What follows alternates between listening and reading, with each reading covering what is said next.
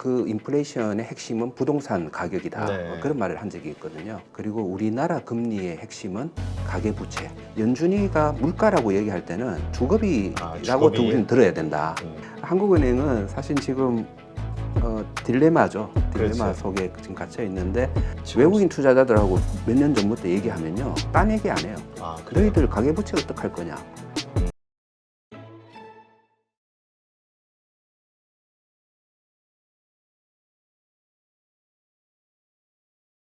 네, 오늘 모신 분은 숭실대 경제학과 교수시죠. 서준식 교수님 모셨습니다. 안녕하세요. 안녕하십니까. 네. 안녕하십니까. 원래 또 우리 채권의 전문가시기 때문에 네, 뭐 한때 그랬었죠. 한때 과거에 네. 날리던 채권으로 날리던 우리 서준식 교수님. 근데 요즘 이 채권과 관련해서 참 네. 말이 많아요. 지금 들어갈 때다, 아니다, 지금도 부족하다. 왜냐하면 한 미국채 10년물이 3.78 정도 할 때 한국에서 붐이 일어났거든요. 그래서 미국 네. 우리 또 베팅의 민족이잖아요. 그러다 그렇죠. 보니까 TMF 3배짜리 해가지고 지금 네네. 손실액이 한 마이너스 40%씩 되고 이러거든요. 네. 근데 그래서 지금이라도, 근데 이제 지금은 오히려 근데 미국 할 금리가 때다. 3.78일 때는 그 기준금리보다도 낮은 국채를 매수를 그때 했다는 거. 그러니까 저 채권 10년 장기물 10년 장기물이 그 추적하는 그때 커브가 역전돼 있으니까. 수익률. 예, 아이고 좀 많이 비쌌는데. 네, 그때는. 그러게요. 그러니까 한 그 정도가 4.4에서 4.5 정도가 한계라고 봤던 거죠. 그때 그 채권 전문가들도. 그래서 그때 이제 많이 권하고 이랬었는데. 네. 근데 오히려 5%를 돌파해버리고 이러니까. 네. 그러니까 지금 막 증시도 힘들어지고 그 네. 이유로 해서 네. 또 채권에 그런 투자하신 분들도 좀 힘들어진 상황이 되고 네. 그런 그렇군요. 상황이 됐죠. 예, 채권은 사실은 미국도 그렇고 우리나라도 그렇고 저는 미국 금리는 잘 안 봤어요, 개인적으로. 뭐 크게. 근데 한국 금리는 올해 초 보니까 금리가 생각보다 너무 많이 안정화라는 명목, 그리고 오히려 금리 인하를 기대하는 그런 그 시장 상황이 좀 나오더라고요. 그래서 좀 너무 섣부르지 않은가 하는 생각을 많이 했었는데 그 지금은 다시 좀 금리가 반등을 하고 있고요. 네. 미국도 마찬가지로 지금 이제 그때보다 금리가 반등을 했는데 저는 오히려 그때보다 지금이 좀 자연스러운 금리 수준이다. 그렇게 생각을 하고 있어요. 그 우리나라도 올해 기준금리가 3.5인데 네. 3.5 뭐 그런데 그 국채 금리가 3%뭐 중반 그 기준금리나 비슷하게 이거는 좀 이론적인 그런 그 가격에 비해서 너무 비싸게 형성된 거거든요. 너무 기대 심리를 많이 반영한 가격이었고요. 그리고 뭐 그 저는 이제 미국 금리 그 포인트가 저는 있다고 봐요. 그 포인트가 미국에는 저는 그 주거비 항상 제가 한 2년 전에 처음 여기서 그때 우리 뭐 삼성전자 10만 전자니 이런 얘기가 나올 때 제가 내년부터는 좀 미국의 인플레이션하고 미국 금리를 조금 가장 주의 깊게 봐야 된다라고 여기 이 자리에서 얘기를 한 적이 있었는데 그때도 그 인플레이션의 핵심은 부동산 가격이다. 네. 그런 말을 한 적이 있거든요. 지금도 미국 그 금리의 핵심은 그 부동산 가격 포함한 주거비, 그리고 우리나라 금리의 핵심은 가계부채. 이 키포인트가 있기 때문에 오히려 저는 미래 금리를 좀 전망하기는 쉬운 편이다. 오히려. 예, 그렇게 저는 느껴지고 있거든요. 왜냐하면 네. 지금 5%가 막상 되니까 6%, 7%까지도 오를 수 있다라는 불안감들이 시장에 네. 있다 보니까 뭐 네네. 이 고금리가 오래 지속될 수 있다 이런 얘기들이 연준에서 나오고 하니까. 네네. 그래서 그 지속될 수 있죠. 지속될 수 있고 그거는 언제까지 지속되느냐는 사실 이제 제가 좀 전에 말씀드린 주거비를 봐야 된다. 주거비가 계속 상승하고 지금 최근에도 이게 잘 안 수그러들더라고요. 네. 그거는 제 예상하고는 달라요. 저는 미국 기준금리가 한 3%, 4% 정도 그 정도면 주거비가 하락할 것이라고 뭐 그때 말씀드릴 때도 그때 예측을 했는데 그거는 틀렸어요. 하지만 중요한 건 뭐냐 하면 채권 살 때는 언제냐 하면 주거비가 안정화로 접어들었을 때, 예, 그때는 금리가 다시 추스러질 수 있는 가능성이 높아지는 거거든요. 네. 예, 근데 그 전에는 금리가 이 수준을 유지할지 지금보다 더 또 시장 상황에 따라서 또 금리가 또 한 번 더 올라갈지 그런 거는 잘 모르는 거죠. 예. 아, 그러면 우리가 투자를 채권에 한다고 했을 때는 미국의 그 근원 CPI 네네. 그쪽에 그걸 봐야 되겠군요. CPI를 보면서 그 CPI 안에서도 사실은 원자재 가격 이 금리로 잡을 수 있는 거 아니거든요. 그리고 뭐 자동차 가격 무슨 다른 가격 이런 것들은 대량 생산이 가능하고 그리고 소득으로 충분히 그 물가의 상승을 커버할 수 있는 그런 부분이 많기 때문에 연준이가 물가라고 얘기할 때는 주거비라고 주거비. 우리는 들어야 된다. 예, 딱 그렇게 주거비만 찍어서. 예, 그게 굉장히 중요하다고 생각을 했고요. 그리고 사실 그 물가지수 안에 33%인가 그 정도 비중이 그 주거비이기 때문에 굉장히 그 물가에 영향을 많이 주거든요. 예. 알겠습니다. 어쨌든 그 뭐라 그럴까요? 인플레이션 관련해서 지금 계속 그 시장에 불안감이 좀 있는데 생각보다 좀 수그러들지 않는다. 네. 그리고 미국의 그 3분기 GDP가 뭐 4.9 나왔잖아요. 네네. 그러니까 이러한 것들 봐서는 쉽지가 않을 것이다. 근데 또 한편에서는 네. 경기 침체 얘기도 있고 어떻게 봐야 될지 모르겠습니다. 그러니까 금리가 이렇게 높으니까 사람들이 그 미국 그 금리 못 견뎌. 뭐 저도 그렇게 생각했어요.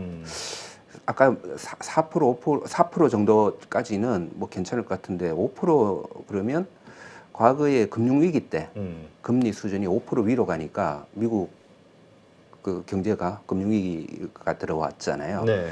그 기억이 있었고 저도 이제 그런 기억이 있었고요. 그리고 이번에 미국이 견디는 모습을 보면서 저기 뭐 어떻게 저걸 견디지? 그때와 지금의 다른 점은 뭘까?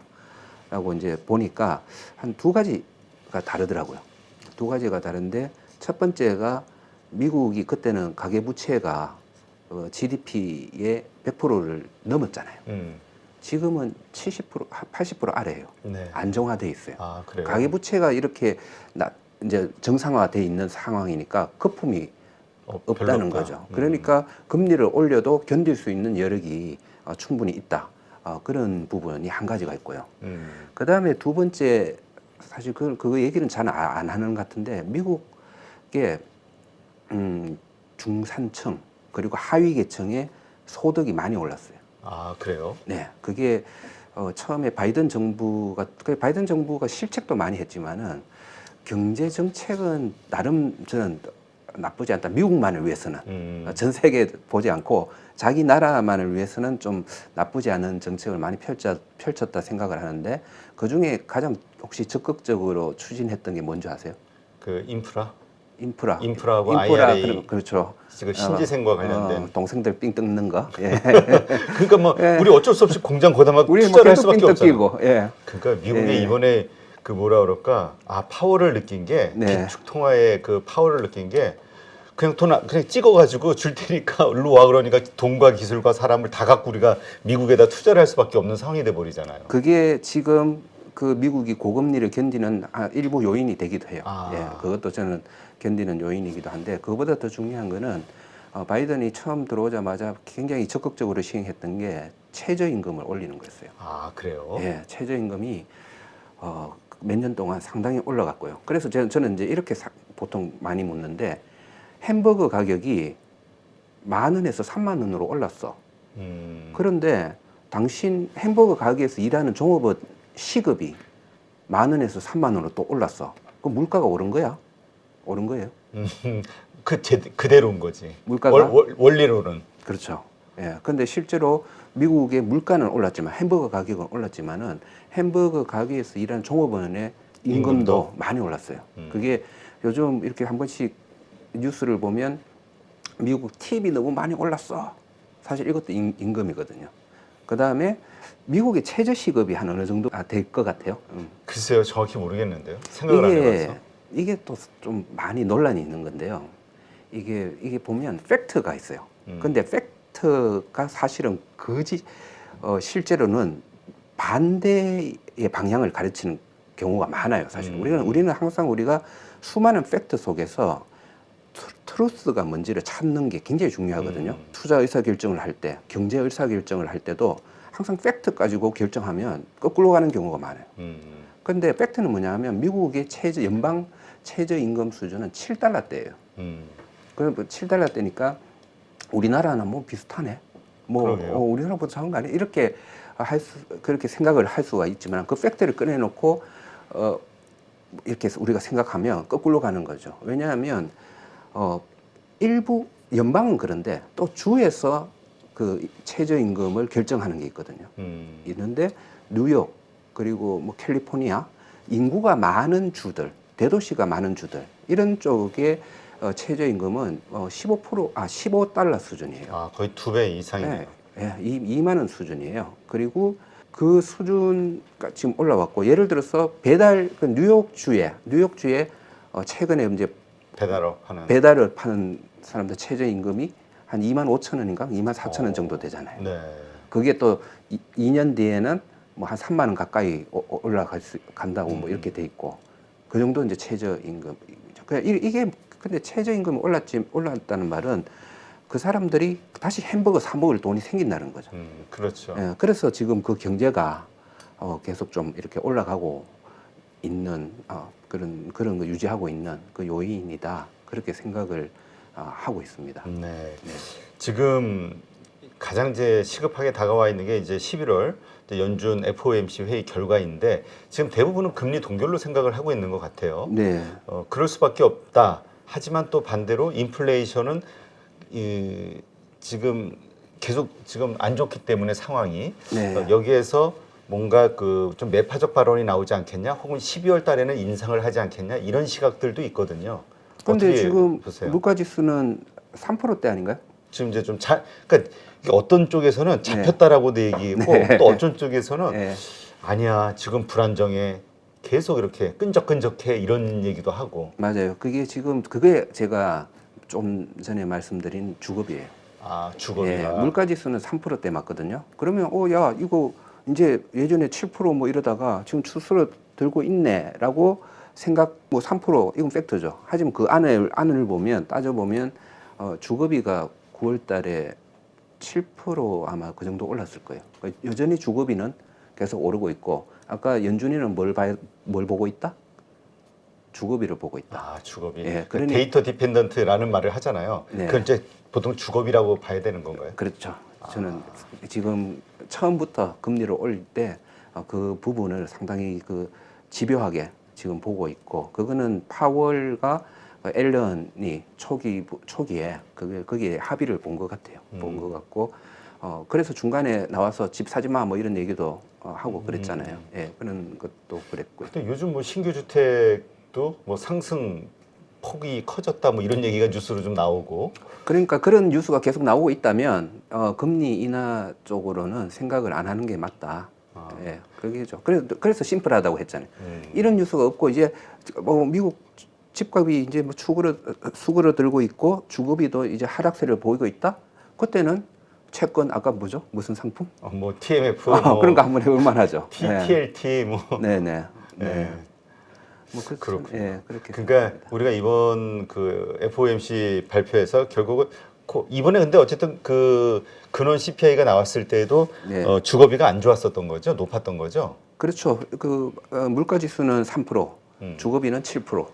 그러니까 이번에도 우리는 CPI 잡혔어라고 생각하지만 연준 입장에서는 아직도 안 잡힌 거고 네. 그렇기 때문에 네. 뭔가 어쩌면 매파 발언이 나올 수 계속 있다는. 비둘기파적인 그런 얘기는 잘 안 나올 것 같다라는 하긴 생각입니다. 우리가 계속해서 이제 여러 가지 경제 여건을 따지면서 증시의 어떤 환경을 따지면서 이렇게 금융시장이 힘들어하니까 뭔가 좀 비둘기적인 얘기를 해주지 않을까 이런 기대를 하는 분들도 있는데 미국은 힘든가요?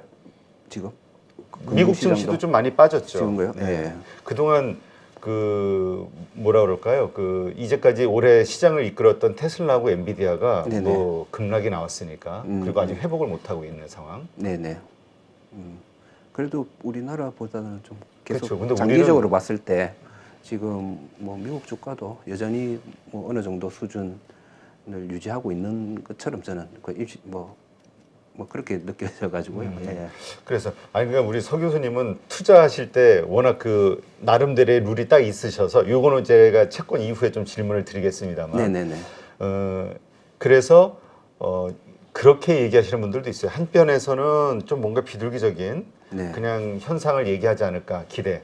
또 한편에서는 예전에 폴 볼커 때 그렇게 강하게 했고 파월도 폴 볼커가 될 것이다라고 얘기를 한 것은 그 앞전에 아서번즈 때 이렇게 좀 괜찮다 싶은 상황이 되면은 여러 가지 힘든 소리 할 때마다 이렇게 좀 유화적인 어떤 조치들 취해가지고 다시 폭등해서 더 잡기 힘들었고 이런 역사가 있기 때문에 연준은 절대로 완전히 잡힐 때까지는 그런 비둘기적인 말을 안 할 것이다 이렇게 얘기하는 분도 있거든요. 네, 저도 뭐 그게 동감하고요. 이번에 이제 한번 머리띠를 두르고 지금 가기 시작했으니까 그게 수월해질 때까지는 계속 적어도 인하 쪽으로 가는 방향은 얘기를 하지 않을 것 같아요. 아닐 것 같고 그게 뭐다? 주거비 상승률 그걸 계속 지금 지켜보고 있을 거다라는 아 생각이 그렇게 말씀드리니까 채권과 관련해서 아주 심플해지네요. 주거비만 보자. 네. 주거비가 연준 입장에서 낮아졌느냐 네. 아니면은 지금도 심각하게 보느냐. 네, 현재 7%면은 네. 거의 더블 이상이니까 네, 네. 네, 심각하게 보고 있다. 네. 그렇다면 당분간 금리 인하와 관련된 어떤 기대감도 줄 수는 없겠구나. 안 가지는 게 그게 수그러들지 않는 한 네, 그렇다 생각하고요. 우리나라 같은 경우는 뭘 봐야 될 것 같아요? 글쎄요. 그냥 우리는 그냥 계속 그 기준금리 이쪽 미국하고의 금리 차가 2%가 이상 벌어지는데 네네. 우리도 금리 인상 안 하면은 우리도 문제 터지는 거 아니야? 네. 한편에서는 뭐 하는 말처럼 이 가계부채 심각하기 때문에 금리 올리면 안 된다 이런 얘기도 있지만 가계부채가 심각해서 금리를 올리면 안 된다고요? 예. 그런 이유로 관리를 한다라고 일반 많은 분들은 생각을 하고 있어요. 하늘에서.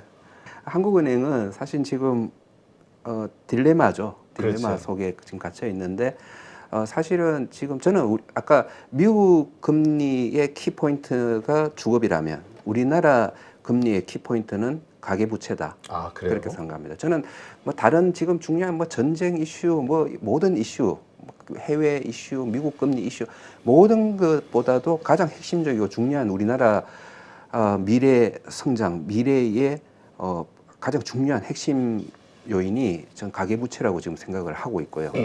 그리고 다행인 것은 지금 한국은행을 비롯한 많은 사람들이 가계부채의 지금 위험성을 깨닫고 있어요. 맞아요. 과거 그 지금 전임 한국은행 총재는 가계부채 얘기를 잘 한 적이 없어요. 그렇지만 그때도 가계부채가 계속 올랐거든요. 그런데 지금 차이점은 계속 가계부채를 경고하고 있다는 거. 그리고 사람들한테 이제 많이 알려져서 야 이거 가계부채가 위험한 거구나를 깨닫기 시작했어요. 뭐 1,000조가 넘고 네, 뭐 이런. 2년 전에 학생들한테 우리나라 가계부채가 문제니 국가부채가 문제니 손들어봐 이러면 전부 국가부채 손들더라고요. 가계부채. 근데 뭐 IMF 모든 외국 그 신용평가기관, 무디스 모든 이런 데서는 우리나라 가계부채 위험해. 다른 우리나라를 평가하는 다른 외국 기관들 다 그 얘기를 하고 있는데 정작 우리 학생들은 국가부채가 문제지 이러더라고요. 국가부도 이것만 떠오르니까 단어가. 그래서 그런지 그래서 제가 너무 좀 황당했던 기억이 있는데 요즘은 가계부채 문제라는 데 손을 많이 들고 있어요. 예, 그래 그만큼 이제 인식이 바뀌어졌고. 근데 왜 가계부채가 더 심각한지를 한번 좀 설명해 주시죠. 가계부채가 왜 심각하다? 빚이잖아요. 그리고 빚이고 모든 만병의 근원은 빚이잖아요. 지금 주식시장 예를 들어서 어떤 게 굉장히 가열돼서 올라가다가 근데 그 가열돼서 올라갈 때는 상당한 신용 빚이 있죠. 그렇죠. 그런 경우가 있을 거예요. 이상이어가지고 오히려 그거. 예, 그리고 그게 무너질 때 충격을 보셨죠.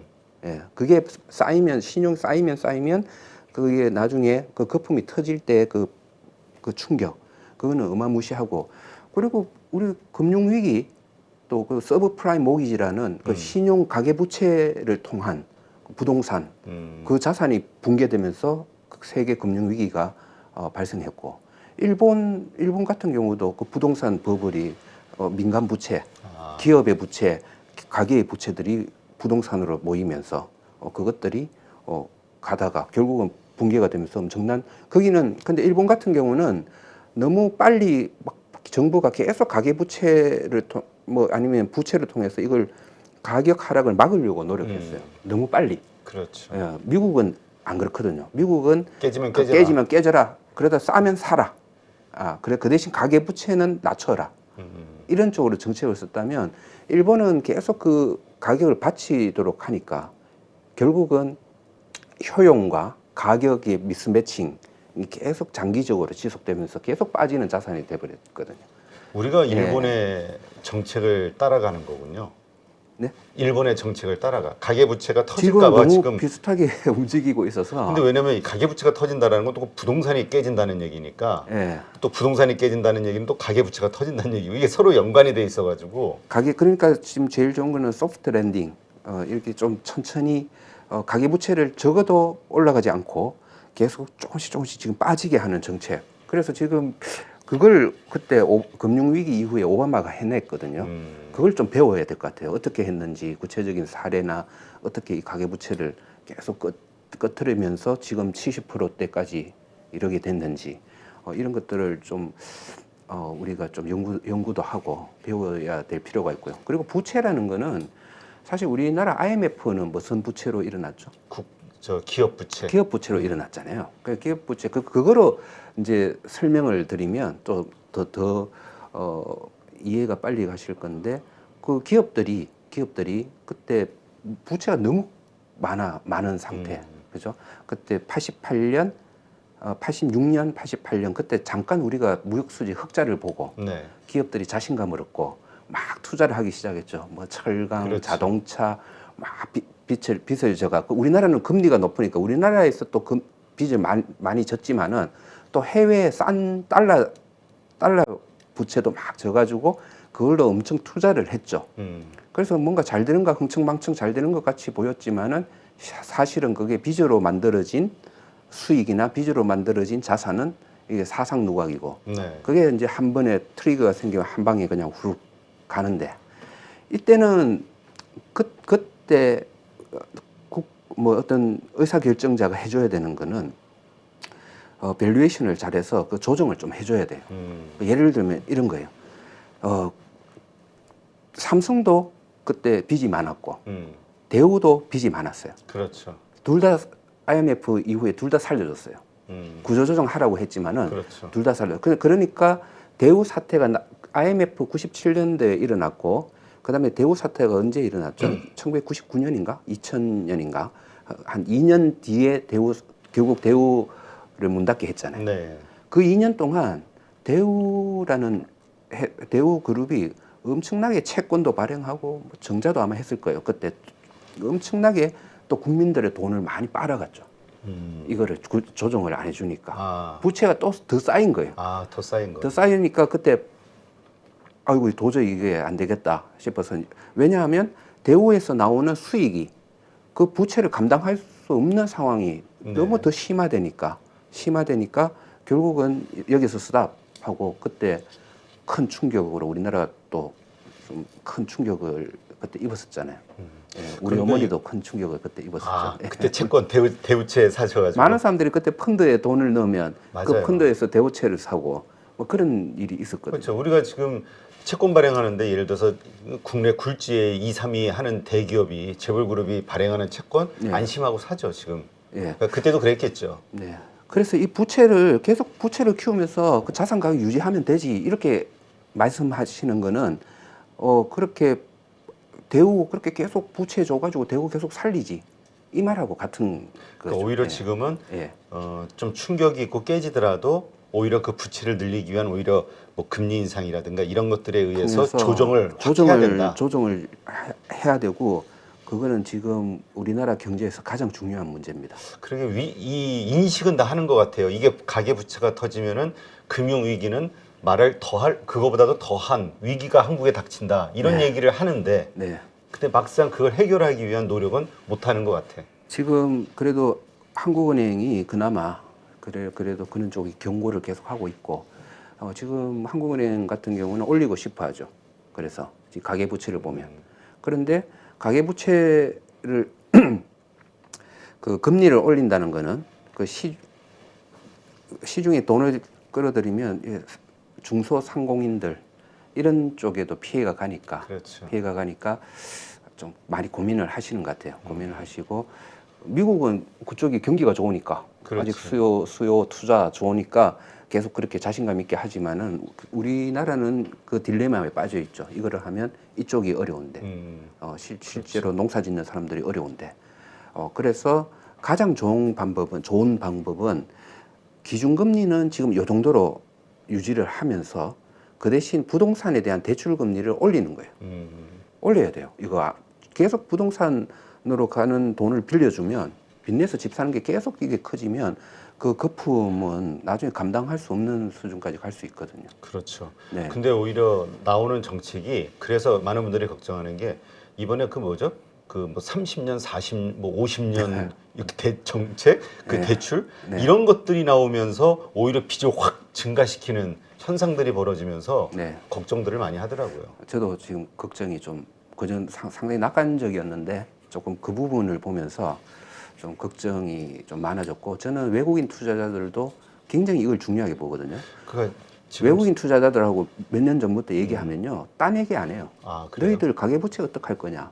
음. IMF 예전에 이렇게 와서 같이 면담하면요, 너희들 가계부채 이걸 항상 문제를 삼고 있거든요. 그래서 외국인 눈에는 지금 우리나라 가계부채가 아직 안 잡혀고 있으면 셀코리아의 그 가장 큰 이유가 되고 있다고 생각합니다. 그러니까 요즘 계속 팔고 사지를 않으니까 뭐 그런가요? 3조 예. 팔았네 뭐 이러니까 어, 걱정인데 결국 원인은 외국인들은 이게 좀 불안하게 보는 거군요. 굉장히 중요하게 생각하고 있습니다. 하긴 올 초인가요? 작년에 그 한국의 이 부동산 문제, 네. 가계부채 문제, IMF라든가 이런 데서 언급하면서 네. 세계은행이라든가 네. 정부에서 이거를 인위적으로 하면은 문제는 더 커질 수 있다라는 경고를 한 게 기억이 나긴 그 하네요. 경고는 바로 외국인 투자자들한테는 바로 그게 그게 바로 외국인들의 시각. 그 시각이거든요. 예.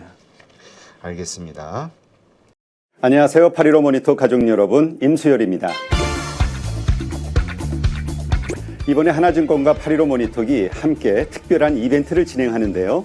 8.15 모니터 가족분들이 하나증권 신규 계좌를 개설하시면 특별한 혜택을 받으실 수 있습니다.